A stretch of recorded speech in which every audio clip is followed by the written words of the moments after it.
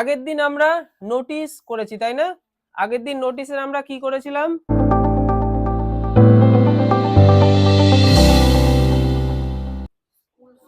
School notice. নোটিশের দু রকম জিনিস মেনলি আমাদের পরীক্ষা দেয়, হয় স্কুল নোটিশ না হলে ক্লাব নোটিশ।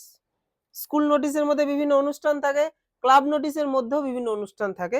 তবে ক্লাব নোটিশে রক্তদান শিবির থাকে, আরো বিভিন্ন দেখা গেল এলাকায় কোনো বন্যা হয়েছে তার জন্য টাকা কালেক্ট করতে হবে, সেই জন্য একটা নোটিশ টাঙানো হলো যে ক্লাবের সব মেম্বাররা সবাই মিলে একটু অংশগ্রহণ করুন, সবাই টাকা দিয়ে সাহায্য করুন, তার জন্য একটা নোটিশ বেরোলো। আর কি নোটিশ হতে পারে? ক্লাবে কোনো একটা পুজো হবে, ঠিক আছে, আমরা দেখতে পাই তো ক্লাবে পুজো হবে, সেই পুজোর জন্য মেম্বারদের আহ্বান জানানো হচ্ছে, মিটিং করা হবে তার জন্য ডাকা হচ্ছে, এবং পুজোতে যে টাকা কালেকশন করা হবে তার জন্য। এই ধরনের নোটিশ আমাদের বিভিন্ন জায়গায় নোটিশ বোর্ড থাকে, দেখবি যে কোনো অফিসিয়াল ক্ষেত্র বল নোটিশ বোর্ড থাকে। আমারও যেমন বাইরে একটা নোটিশ বোর্ড আছে, দেখেছিস?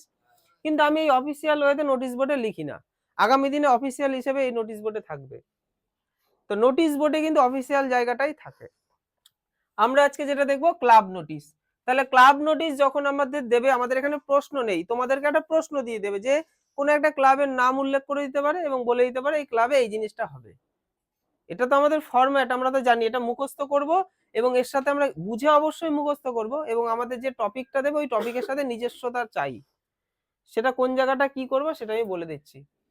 দেখো, তোমাদের যখন তোমরা ক্লাবের কোনো নোটিশ যখন দেখতে পাবে, ক্লাবের কোনো একটা নোটিশ, তখনই তোমরা সবার আগে যেটা করবে নোটিশ কথাটা উপরে লিখবে। হ্যাঁ, যদি ক্লাবের নাম দিয়ে দেয় তাহলে সেই ক্লাবের নাম লিখবো, আর যদি না দেয় আমরা এবিসি ক্লাব লিখবো। এবিসি মানে কোন একটা ক্লাবের নাম আর কি, যেমন আমরা অঙ্কে এক্স ধরি, এক্স ওয়াই জেড ধরি, ঠিক তেমন। আচ্ছা, তারপর আমাদের একটা REF রেফ নাম্বার মানে রেফারেল আইডি, মানে কত নম্বর নোটিশ চলছে, ঠিক আছে, সেরকম আমরা একটা সংখ্যা এরকম ঠিক এইরকম ভাবেই লিখবো। আর এইখানটা কি আমাদের ডেট বসাতে হবে। ডেট, ডেটটা মানে কোন ডেট, আমরা যেদিন এক্সাম দিচ্ছি সেই এক্সামের ডেটটা লিখবো, যে আজকে আমরা এক্সাম দিচ্ছি মানে আজকের ডেটে এই নোটিশটা পাবলিশ হচ্ছে। কেউ কিন্তু ঘিজিমিজি করলে হবে না, নোটিশ এখানে লিখলাম, এবিসি ক্লাব এখানে লিখলাম, ডেট এখানে, যেমন খুশি লিখলে হবে না, পর পর একদম সিস্টেমেটিক্যালি লিখবো। এই ফরম্যাটের জন্যই আমরা 10-এ 8-9 পেয়ে যাবো যদি ঠিকঠাক করে গুছিয়ে লিখতে পারি। প্রথমে আমরা কি করবো, দেখো আগের দিন যেটা আমি করিয়েছি সেটা হচ্ছে কি স্কুল নোটিশ, একই রকম দেখতে পাচ্ছি না, পুরো একই লেখা, জাস্ট কয়েকটা জায়গা চেঞ্জেস।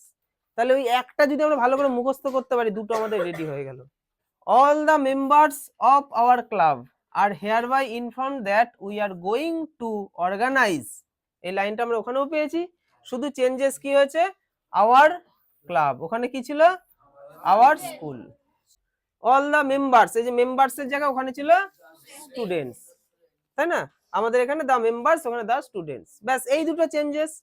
তাহলে all the members of our club are hereby inform that we are going to organise, মানে আমরা অর্গানাইজ করতে চলেছি কি, তাহলে এ বা অ্যান এই দুটোর মধ্যে যে কোনো একটা হবে। আমরা দেখবো সাবজেক্টে যদি প্রথমে ভাওয়েল থাকে তাহলে অ্যান বসাবো, যদি কনসোনেন্ট থাকে তাহলে এ বসাবো, দিয়ে সাবজেক্টের নামটা লিখে দেবো। ব্লাড ডোনেশন ক্যাম্প হতে পারে বা বিভিন্ন জিনিস হতে পারে, সেগুলো তোমাদেরকে নোটসের মধ্যে দিয়ে আমি দেখিয়ে দেবো যে কিরকম কিরকম হতে পারে।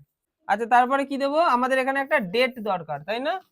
ডেট দিতে হবে। তাহলে এই ডেটটা কবে, যেদিন ওইটা হতে চলেছে, যেদিন ওই অনুষ্ঠানটা হবে, এবং ওই ডেটটা অবশ্যই আগামী ডেট হবে, future, not past not present. তাহলে ফিউচার একটা ডেট আমরা দিয়ে দেবো, আমরা যে ডেট লিখবো তার থেকে মোটামুটি আমরা যতদিন দেবো ততদিনের কিন্তু এইখানেও আমরা তাই লিখবো। যদি এক সপ্তাহ পর হয় তাহলে এবার এখানে এক সপ্তাহের মধ্যে জমা দিতে হবে, মানে এর থেকে বেশি যেন হয়। যদি এখানে আমরা 1 মাস লিখি তার মানে 2 মাস পরের ডেট দেবো বা 1.5 মাস পরের ডেট দেবো, ঠিক এইরকম। ইন আওয়ার ক্লাব প্রেমিসেস, তাহলে আমাদের ক্লাবের প্রেমিসেস মানে ক্লাব চত্বরে হবে আর কি, ক্লাবের আশেপাশে জায়গাটাতে। Hence we are requested the willing members, ঠিক আছে, to submit their names to the secretary within 1 week.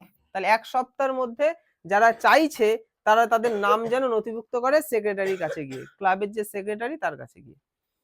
আচ্ছা, এবার বিষয়টা হচ্ছে দেখো, এইখানে যে আমরা দেখতে পাচ্ছি ক্লাব প্রেমিসেস, তাই না?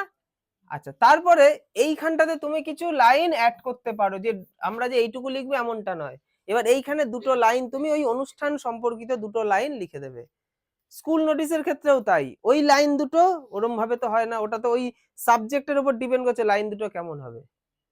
ওই দুটো লাইন একটু বাংলায় ভাবতে হবে এবং সেটা থেকে ইংলিশে ট্রান্সলেট করে দিতে হবে, তাহলে কি হবে, নোটিশটার সাইজটা একটু বড় হবে।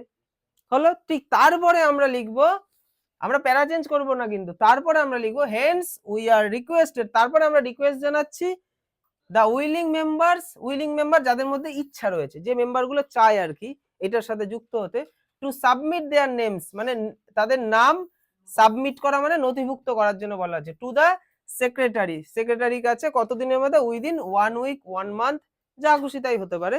তবে এটা খুব মাথায় রেখে করতে হবে, যেটা আমি বললাম, যদি 1 উইক লিখি তার মানে এইখানে ডেটটা 1 সপ্তাহ পরের যেন ডেট হয়, যদি 1 মান্থ লিখি 1 মান্থের পরের যেন ডেট হয়, এইটুকু মাথায় তো আমাদের খাটাতেই হবে।